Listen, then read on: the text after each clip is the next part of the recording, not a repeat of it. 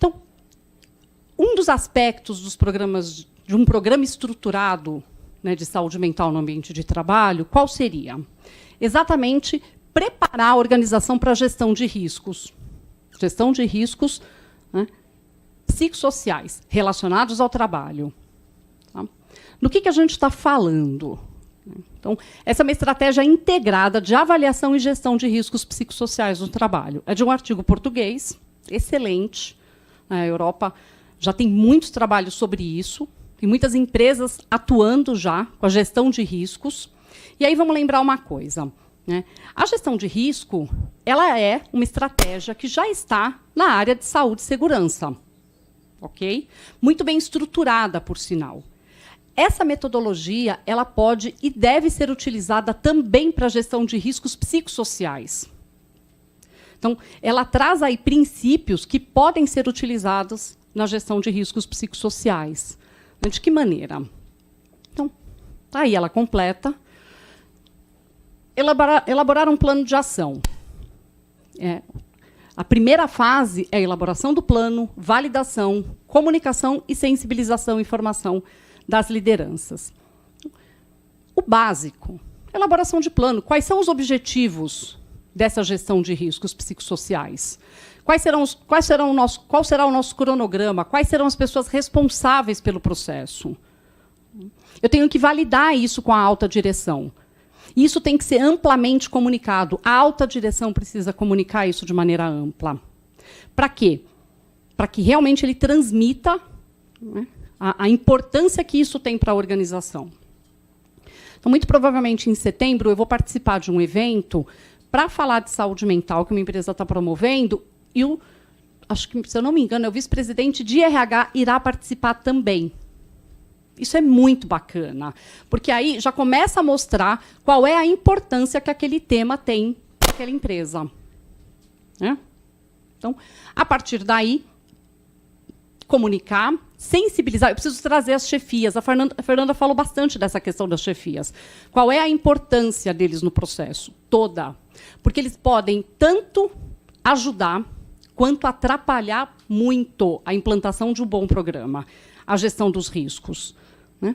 E aí, identificar esses fatores de risco, estimar, em termos de probabilidade e gravidade, qual é o grau desses riscos, né? Escolher prioridades para poder intervir, fazer o controle e eliminação, e monitorar essas ações. Vamos olhar um pouquinho mais a fundo essa segunda fase, né?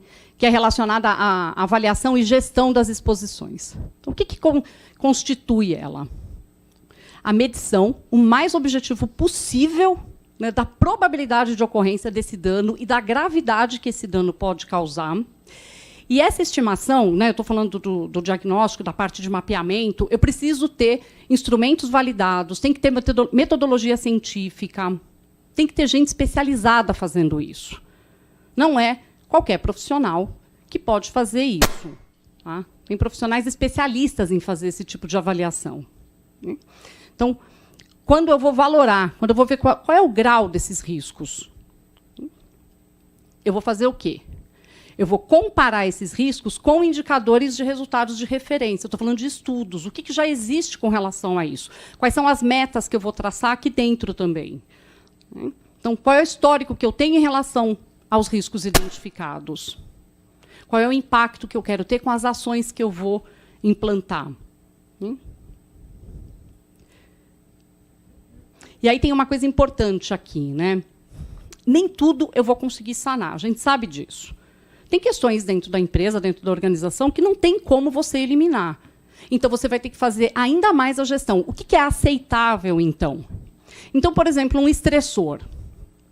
Estou falando de um estressor relacionado a um assédio moral. É aceitável isso dentro da companhia? Não, não é.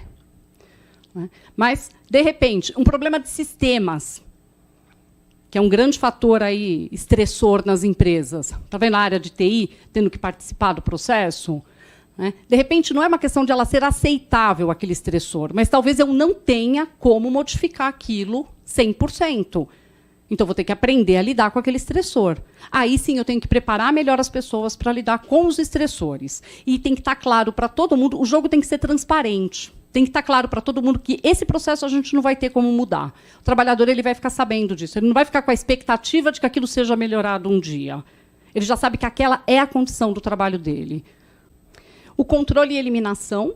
Então, eu vou desenvolver as estratégias. Então, fui lá, medi, tenho já uma lista dos estressores, de todos os meus riscos psicossociais, identifiquei, fiz um plano de ação, e aí eu passo, né, a controlar isso. Tá? A partir dessa fase fechada, então, o que eu vou ter? A partir do momento que eu concretizo essas fases, eu vou monitorar. E aí é ciclo PDCA.